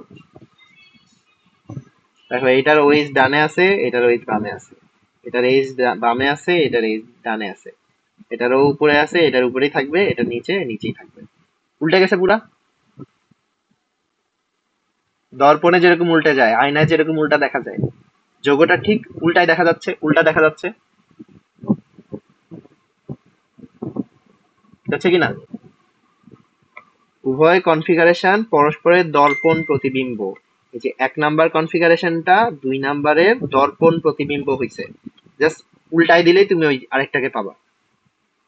দুইজনই ল্যাকটিক অ্যাসিড, দুইজনেরই কাইরাল কার্বন আছে, দর্পণে তুমি কি এদের প্রতিবিম্ব পাবো, মানে তুমি একজনকে দর্পণে ধরলে আরেকজনকে দেখতে পাবা। দুইজনের কনফিগারেশন ওরকম। সেকেন্ডটা মিলতেছে না? বুঝলে বলো, দর্পণ প্রতিবিম্ব বুঝতেছো কিনা? জাস্ট উল্টে গেছে। এটা দেখো আরেকটা হয়। দুইজন প্রথমত কাইরাল কার্বন আছে আমার 1 number, chiral carbon, chiral carbon, ঠিক আছে?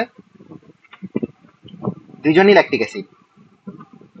সেকেন্ড বৈশিষ্ট্য বলছে দর্পণ প্রতিবিম্ব হইতে হবে। তুমি যদি এই দুইজনের মধ্যে একটা দর্পণ ধরো, এই যে দর্পণ আঁকাইছে দেখো, দর্পণে আমরা কি উল্টা প্রতিবিম্ব দেখি। দেখো বামেরটাতে ওএইচ ছিল হচ্ছে ডান দিকে, এটার 1 নাম্বারটাতে, 1 নাম্বারটাতে ওএইচ ছিল ডান দিকে, এটার ওএইচ হয়ে গেছে বাম দিকে, একদম উল্টা। এখানে ওএইচ ছিল, এখানে এইচ ও লিখছে, ও এইচ, এইচ ও। এটা ছিল ডান দিকে, এটা ছিল এটা হয়েছে বাম দিকে। আবার এদিকে দেখো এইচ ছিল বাম দিকে, এটার এইচ হয়েছে ডান দিকে। এবার দেখো উপরে আসো, সি ও ও এইচ ছিল, এটাকে যদি উল্টা করো দেখো এইচ ও ও সি পাবা, উপরেই পাবা। আবার এখানে CH3 ছিল, এটাকে যদি উল্টা করো H3C পাবা। বুঝছো দর্পণ প্রতিবিম্ব কি জিনিস? জাস্ট উল্টা করে লিখছে, তেমন কিছু না। ঠিক আছে, এটা সেকেন্ড বৈশিষ্ট্য ছিল এটা। প্রথম বৈশিষ্ট্য কায়া কার্বন, সেকেন্ড বৈশিষ্ট্য দর্পণ প্রতিবিম্ব। এবার থার্ড বৈশিষ্ট্য, কনফিগারেশন পরস্পরে অসমাপতিত হয়। যদি এখন এইটাকে উঠাও, উঠায়ে এটার উপরে এনে বসাও, দুইজন কি সেম একজন আরেকজনের উপর একদম ম্যাচ করে বসে যাবে?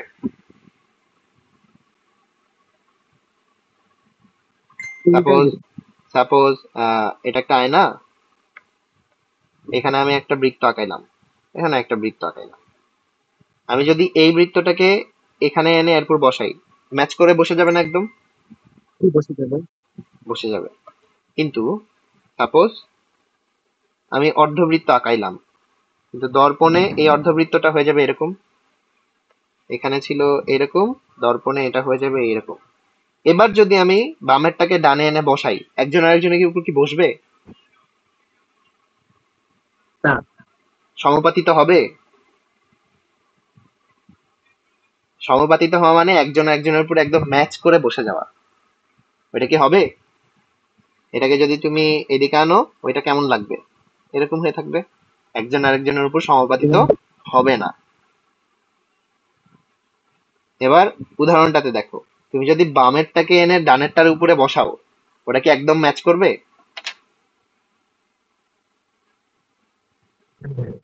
করবে না। তো এরা সমাপাতিত হবে না, সেই জন্য লিখছে এরা অসমপাতিত হয়। প্রথম বৈশিষ্ট্য, এদের কাইরাল কার্বন থাকতে হবে। সেকেন্ড বৈশিষ্ট্য, দর্পণে একজন আরেকজনের প্রতিবিম্ব হবে, কিন্তু একজন আরেকজনের উপর সমাপাতিত হবে না। আলোক সমানুতার তিনটা শর্ত: প্রথমত কাইরাল কার্বন থাকতে হবে, উভয় সমাণুর কনফিগারেশন পরস্পরের একজন আরেকজনের দর্পণ প্রতিবিম্ব হবে। কাইরাল কার্বন থাকবে, একজন আরেকজনের দর্পণ প্রতিবিম্ব হবে, কিন্তু একজন আরেকজনের উপর সমাপাতিত হবে না। এই তিনটি বৈশিষ্ট্য থাকলে আমরা তখন এদেরকে বলবো একজন আরেকজনের আলোক সমাণু। মানে তখনই, মানে শুধুমাত্র এই তিনটা বৈশিষ্ট্য থাকার পরেই তুমি আলোক সমানুতা বলতে পারবা। এরপরে তো আছে এই যে এল লিখলো, ডি লিখলো, এগুলোতে তো যাবো। এল lactic acid, D lactic acid, এগুলো বায়োলজিতে পড়ছো, জিনিসটা কি ওইটাতে তো যাইতে হবে। বাট এর আগে প্রথমত বুঝতে হবে যে বৈশিষ্ট্যগুলা কি। আমাকে ক্রাইটেরিয়া গুলা প্রথমে, মানে রিকোয়ার্ড ক্রাইটেরিয়া গুলা আমাকে তো আগে করতে হবে, নাহলে তো তুমি যাইতে পারবে না। তো প্রথমটা ছিল কাইরাল কার্বন, যেটা এখানে আছে, একজন আরেকজনের দর্পণ প্রতিবিম্ব। ল্যাকটিক অ্যাসিড দুইটাই একজন আরেকজনের দর্পণ প্রতিবিম্ব। এন্ড থার্ডলি, একজন আরেকজনের উপর সমাপাতিত হয় না, অসমপাতিত হয়। এতটুকু ওকে? এবার দেখি পরে কি লিখছে। এবার বলছে দুইটি আলোক সক্রিয় সমাণু, দেখো এরা দুইজনই, ল্যাকটিক অ্যাসিড একটি আলোক সক্রিয় যৌগ, এদের মাঝখানে তারকা চিহ্নিত কার্বনটি হচ্ছে কাইরাল কার্বন। তাই এই দুই আলোক সক্রিয়, তাই এই দুইটি আলোক সক্রিয় সমাণু, এর দুইটি আলোক সক্রিয় সমাণু আছে, একটাকে বলে হচ্ছে ডি ল্যাকটিক অ্যাসিড, আর একটা বলে হচ্ছে এল ল্যাকটিক অ্যাসিড। তাদের দুইটি ভিন্ন কনফিগারেশনের দর্পণ প্রতিবিম্ব মতো হয়, মানে এটারই ব্যাখ্যা দিছে, এরা একজন আরেকজনের দর্পণ প্রতিবিম্ব হয়, কিন্তু একজন আরেকজনের উপর সমাপাতিত হয় না। বৈশিষ্ট্যগুলোকে ব্যাখ্যা দিছে। এবার সক্রিয়তার ব্যাখ্যাটা আসো, দেখো কি বলছে এখানে। এখানে এই যে দর্পণের ইয়াটা দেখাবে, দেন হচ্ছে কাইরাল কার্বনের ব্যাপারে বলছে, তারপরে এখানে আমার সংজ্ঞায় আরো জিনিস ছিল, ওগুলার ব্যাপারে এক্সপ্লেইন করছে, দেন আলটিমেটলি ধর্মতে গেছে। তো আমরা আসি, দেখি কি বলছে এখানে ব্যাখ্যায়। অপ্রতিসম কার্বন যৌগের দর্পণ প্রতিবিম্ব। ত্রিমাত্রিক চতুস্থলকীয় কার্বন মতবাদ অনুসারে কার্বনের সুষম চতুস্থলক কাঠামোর চার কোণায় চারটি ভিন্ন পরমাণু, ভিন্ন পরমাণুযুক্ত বা মূলকযুক্ত থাকলে তখন কার্বনটি চারিদিকে যুক্ত চারটি মূলক বা বিন্যাস কনফিগারেশন সম্ভব। আচ্ছা, এখানে কাইরাল কার্বনের ব্যাপারে বলছে যে চার কোণায় বা চার হাতে চারটা ভিন্ন এখানে কাইরাল কার্বনের কথা বলতেছে। তো কথায় হারাই যাওয়ার দরকার নাই। বলছে বাম হাত এবং ডান হাত বিন্যাস গঠনের মতো উপরিস্থিতির নয়। যে এখানে এই কথাটা মনে রাখো, আমার বাম হাত ও ডান হাত বিন্যাস গঠনের মতো বাম হাত ডান হাতে উপরিপাতিত হয় না। তুমি এই চিত্রটাতে আসো, তুমি যদি বাম হাত আর ডান হাত তাকাও, মাঝখানে যদি একটা দর্পণ দেখো, তাহলে বাম হাত ডান হাতের একদম উল্টা দর্পণে দেখলে। কিন্তু তুমি যদি বাম হাতকে ডান হাতের উপরে বসাও, এটা কি সমাপাতিত হয়? হয় না। উদাহরণ হিসেবে দেখাচ্ছে যে বাম হাত আর ডান হাতটা একজন আরেকজনের দর্পণ প্রতিবিম্ব, কিন্তু একজন আরেকজনের উপর বসাইলে এরা সমাপাতিত হয় না। একদিকে বৃদ্ধাঙ্গুলি বামে থাকে, একদিকে বৃদ্ধাঙ্গুলি ডানে থাকে, একজন আরেকজনের উপর বসে না। তো ওইটাই ওই আমার বৈশিষ্ট্যগুলোকে একটা উদাহরণ দিয়ে এক্সপ্লেন করতেছে। এই যে দর্পণ প্রতিবিম্বর ওই ব্যাপারটাকে, আর সমাপাতিত হয় কি হয় না ওইটার ব্যাপারটাকে একটা উদাহরণ দিয়ে এক্সপ্লেন করছে, যেটা আমরা আগে দেখছি। দেন অপ্রতিসম কার্বন বা কাইরাল কার্বন কাকে বলে ওইটাকে বলছে, দেখি কি বলছে। চারটি ভিন্ন একই কার্বন পরমাণুতে চারটি ভিন্ন মূলক বা পরমাণু যুক্ত থাকলে তখন ওই কার্বনকে অপ্রতিসম কার্বন বা কাইরাল কার্বন বলে। ঠিক আছে, স্টার চিহ্ন দিয়ে দেখানো হয়। তারপরে কি বলছে, কাইরাল কেন্দ্র, এগুলো তেমন ম্যাটার করে না। আমরা এটা দেখছি যে কাইরাল কার্বন কি, চারটা হাতে চারটা ভিন্ন জিনিস থাকলে তখন আমরা ওটাকে কাইরাল কার্বন বলবো।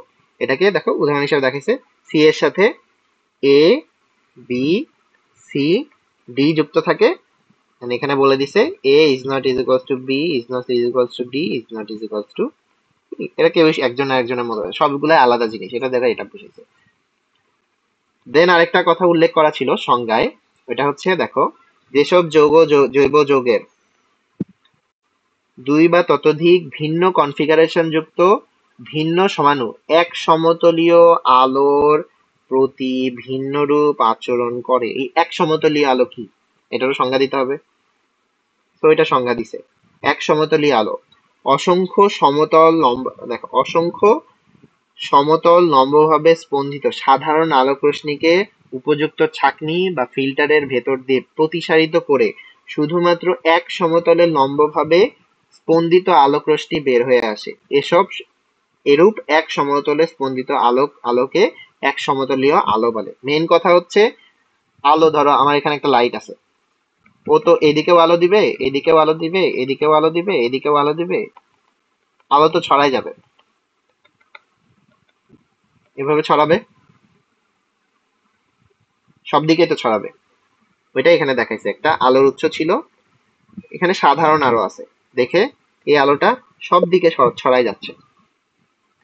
কিন্তু আমি কি করব, আমি হচ্ছে এটাকে এক সমতলীয় করব, আমার আলো সব দিকে দরকার নাই, আমার আলো শুধু একদিকে লাগবে, এক তল বরাবর লাগবে। সেই জন্য এখানে একটা পোলারাইজার ব্যবহার করছে। পোলারাইজার কি করছে, এটাকে দেখো এই সব দিকে যেটা ছড়াইতেছিল পোলারাইজারের মাধ্যমে এটা একই প্রথমে লম্বালম্বি তল বরাবর আসছে, দেন আবার কাইরাল কার্বনের দ্রবণ, মানে এটাকে একটা প্রসেসের মধ্যে নিয়ে এসে এটাকে এক সমতল বরাবর নিয়ে আসছে। দেখো বলছে অসংখ্য সমতলে লম্বভাবে স্পন্দিত সাধারণ আলোকে ছাঁকনি বা ফিল্টারের ভেতর দিয়ে প্রতিসারিত করে এক সমতলে লম্ব, শুধুমাত্র একটা সমতলের সাথেই লম্ব হবে এরকম, যেমন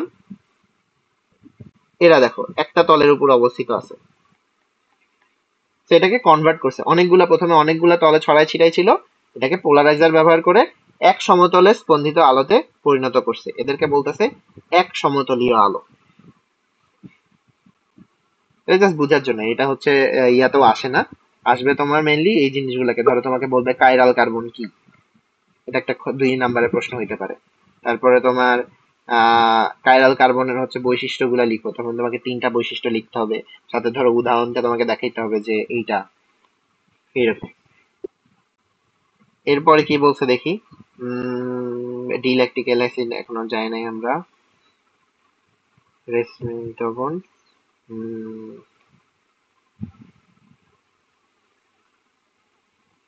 এই জায়গায় ওকে।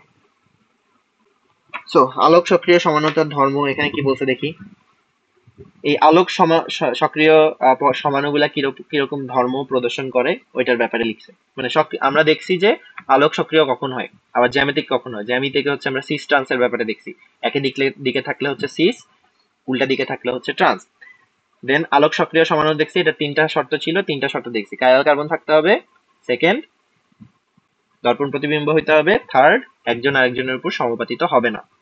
এবার আসো এটা ধর্মের ব্যাপারে লিখছে, প্রথমটা হচ্ছে এনানসিওমারিজম, এটা আবার মেটামারিজম টটোমারিজম না, কিন্তু ওইটা আলাদা জিনিস।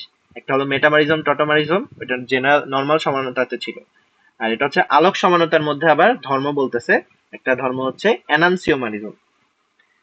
সেটা কি বলছে, একই যৌগের আলোক সক্রিয় দুইটি সমাণুকে একে অপরের এনানসিওমর্ফ বা এনানসিওমার্স বলে, এদের অ্যান্টিপড বা অ্যান্টিমারও বলা হয়। এই প্রকার আলোক সক্রিয়তাকে এনানসিওমারিজম বলে। এটা কি জিনিস, এই যে আমরা দেখলাম ল্যাকটিক অ্যাসিডের 2টা কনফিগারেশন দেখছি, একটাকে বলতেছে ডি ল্যাকটিক অ্যাসিড আর একটাকে বলতেছে এল ল্যাকটিক অ্যাসিড। এটা কেন বলতেছে এটা আমরা পরে দেখবো, এটা আমরা সামনেই দেখবো, বাট ধরে নাও 2টা আলাদা নাম, 2টা আলাদা জিনিস, 2টা আলাদা নাম, দুইজনই একজন আরেকজনের সমানু, আলোক সমানুতা দেখাচ্ছে। সো এখানে দেখো এনানসিওমারিজম বলছে একই যৌগের আলোক সক্রিয় দুইটি সমাণুকে একজন আরেকজনের এনানসিওমর্ফ অথবা এনানসিওমার বলে। মানে এই যে এল ল্যাকটিক অ্যাসিড আর ডি ল্যাকটিক অ্যাসিড ছিল, এরা একজন আরেকজনের এনানসিওমর্ফ বা এনানসিওমার, বা এরা একজন আরেকজনের অ্যান্টিপড। তিনটা নাম, হয় এনানসিওমর্ফ, নাইলে এনানসিওমার, অথবা অ্যান্টিপড, যেটাই তুমি বলো, বা অ্যান্টিমার। চারটা নাম, সব সেম, জাস্ট নাম আলাদা। এরা একজন আরেকজনের অ্যান্টিমার বা এনানসিওমার।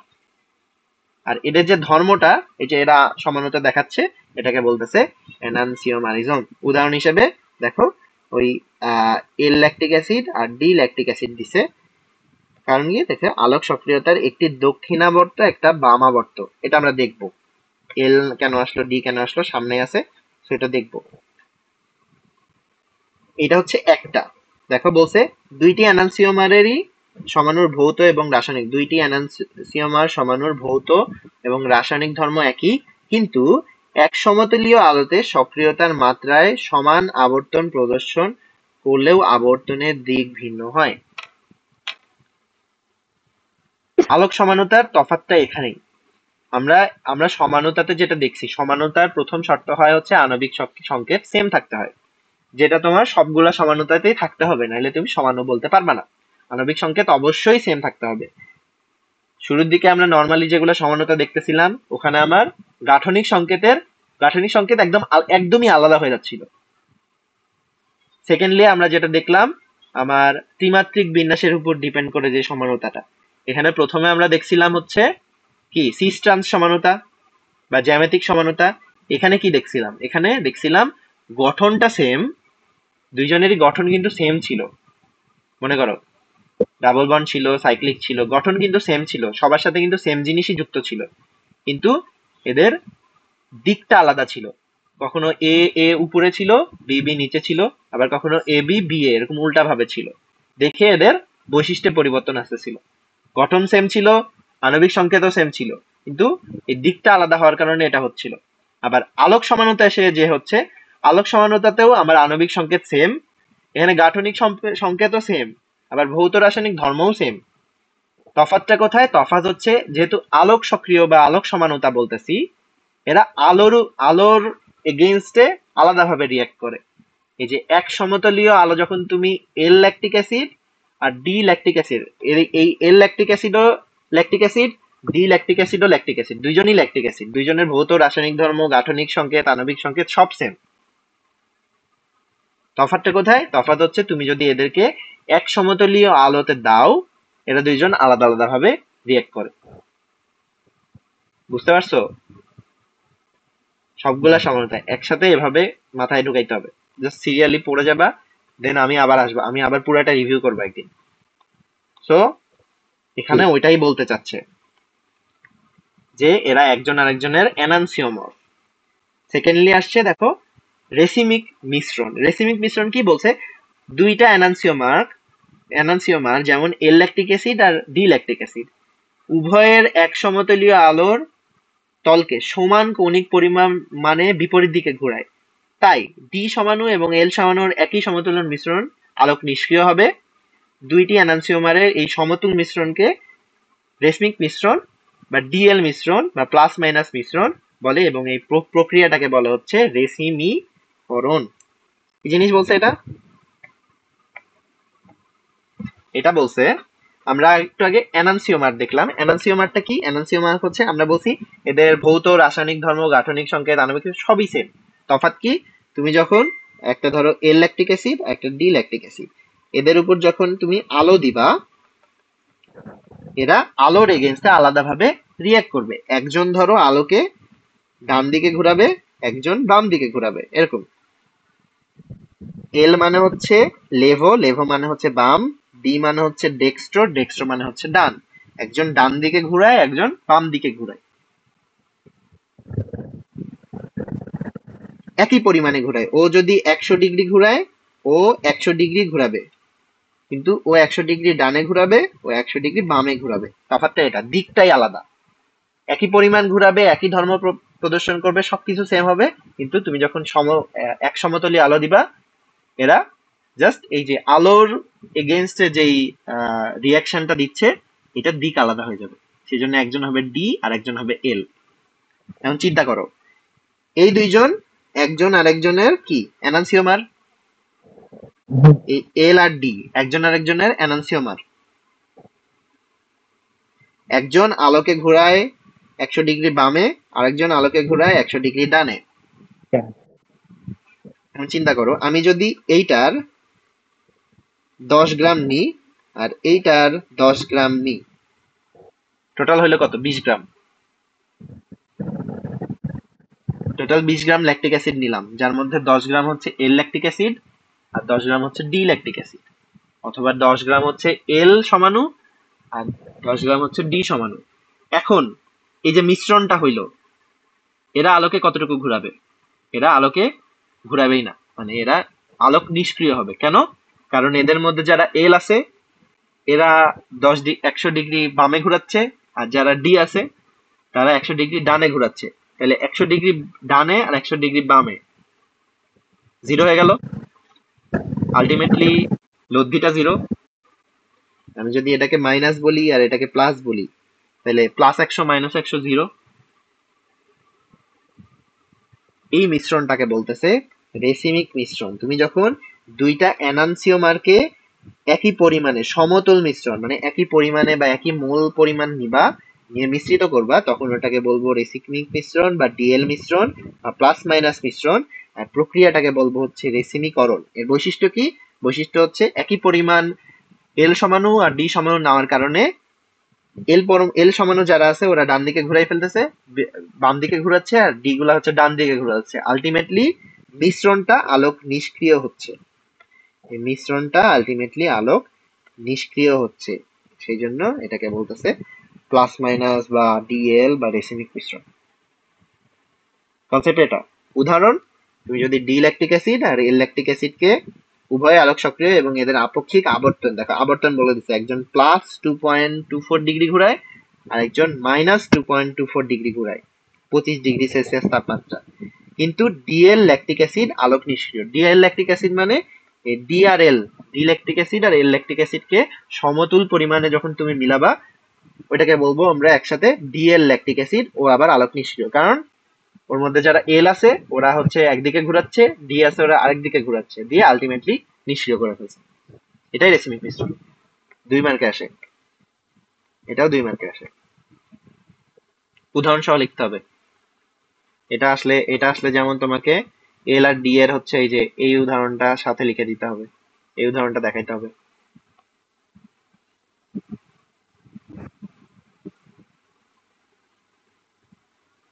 স্ক্রিন কি হ্যাং মারতেছে? স্ক্রিন মনে হয় হ্যাং মারছে।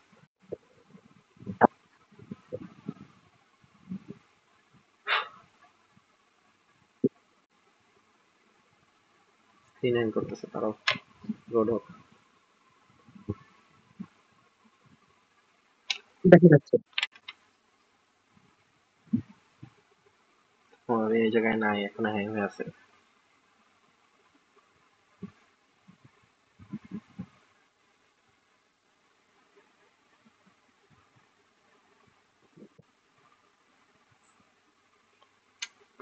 স্ক্রিনই যে হ্যাং হয়ে গেল।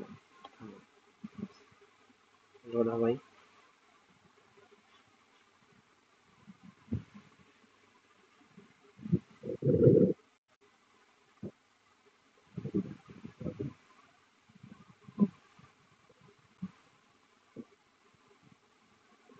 আরেকবার শেয়ার দিয়ে দাও।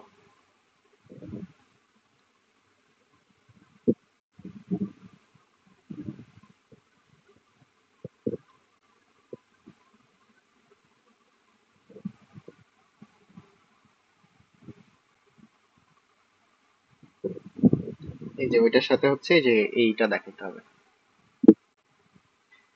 দেন দেখি সামনে কি বলছে। এখানে হচ্ছে পুরাটাকে একবার ইয়া করছে, সামারি করে দেখাইছে যে সমানতা আমরা প্রথমে দেখছিলাম 2 ধরনের। মার্ক করে দেখছি কেমনটা লাগে।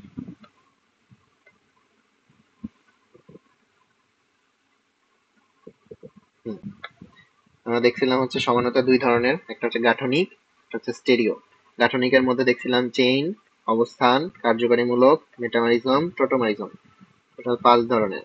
আবার স্টেরিওর মধ্যে দেখছিলাম হচ্ছে দুই ধরনের, একটা হলো সিস্ট্রান্স, একটা হচ্ছে আলোক সমাণু। একদম উদাহরণ সহ দিছে, দেখো দুইটা করে উদাহরণ দিছে, মানে একটা করে উদাহরণ দিছে, দিয়ে পুরাটা একটা সামারাইজ করে ট্রিতে দেখাইছে, মানে পুরা সমানতাটাকে একটা ট্রিতে দেখাইছে। তো তুমি চাইলে ধরো এই উদাহরণগুলো মাথায় রাখলা যে কিভাবে সব মনে রাখা লাগে না, যেমন চেইন সমানতা, অবস্থান সমানতা এগুলো মনে না রাখলেও হয়, বাট মেটামারিজম, টটোমারিজম, সিস্টেম এগুলো মনে রাখলে ধরো ইজিলি তাড়াতাড়ি লিখতে পারবা। আমার ডাউনলোড ডাউনলোড হোক।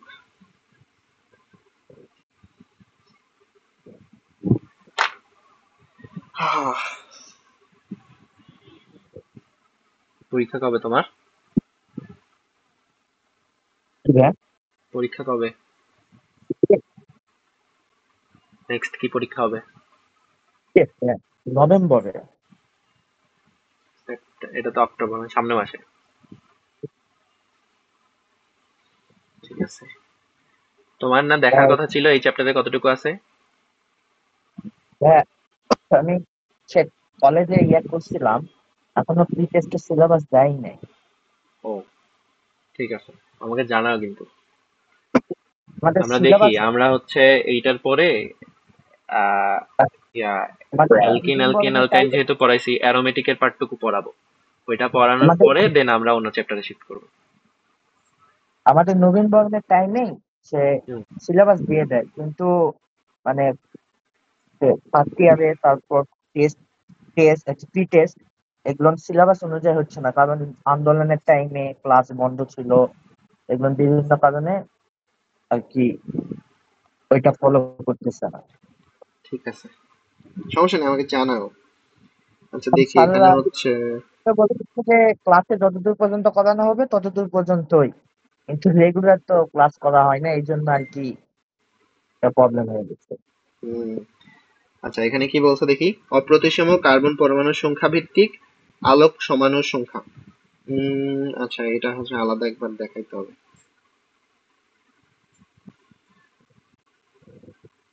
উম,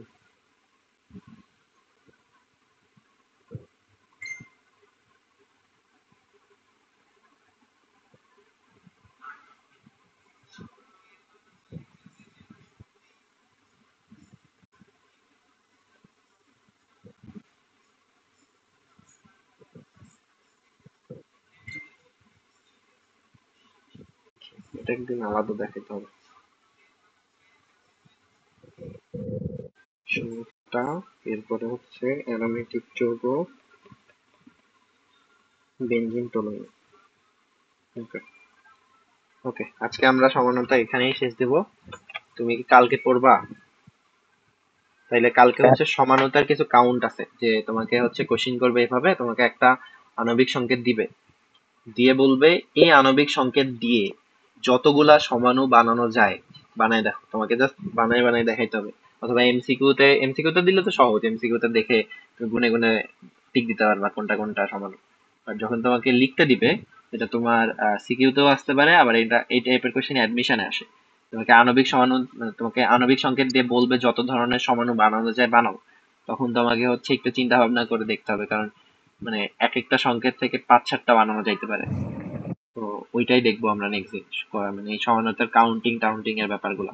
তুমি যেটা করবা, তুমি হচ্ছে সমানতার আমরা এই যে 7টা ক্যাটাগরি দেখলাম, 7টা ক্যাটাগরি যেগুলো যেগুলো দেখছি ওগুলো হচ্ছে ঠিক মতো দেখবা।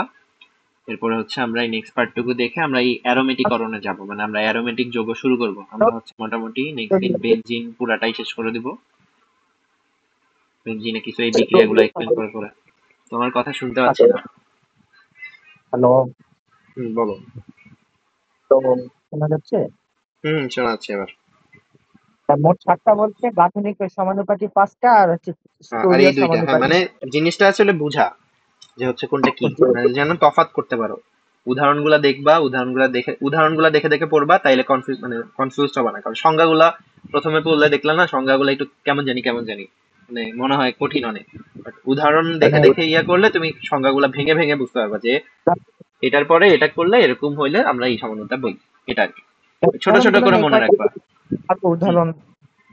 উদাহরণ আসলে সব মনে রাখতে হবে না, উদাহরণ তোমাকে ধরো এই যে 2 মার্কের কোশ্চেন যেগুলো আছে ওগুলোর জন্য, যেমন তোমার তোমাকে যদি হচ্ছে চেইন সমানতা লিখতে হয়, চেইন সমানতা তুমি জানো শাখার জন্য ইয়ে করতে হয়।